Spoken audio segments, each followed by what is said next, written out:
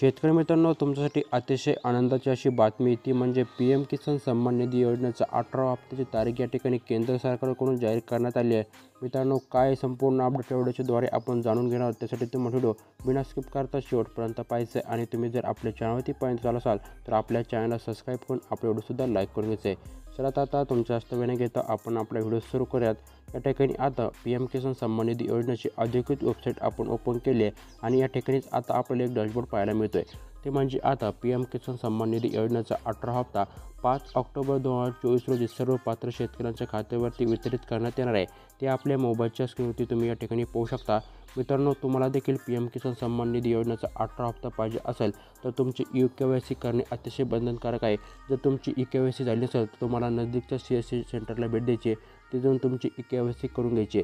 त्याशिवाय तुम्हाला P M किसान सन्मान निधी योजनेचा 18 हप्त्याचा लाभ मिळणार नाही, असे सर्व शेतकऱ्यांनी नोंद घ्यायची आहे. तर शेतकरी मित्रांनो, अशी होती महत्त्वपूर्ण अशी अपडेट जर तुम्हाला महत्त्वपूर्ण वाटले असेल तर नक्कीच आपल्या व्हिडिओला लाईक करून आपल्या चॅनलसुद्धा सबस्क्राईब करून घ्या आणि तुमच्या जवळील शेतकरी बांधवांना शेअर करा, जेणेकरून त्यांनासुद्धा ही महत्त्वपूर्ण अपडेट समजून जाईल.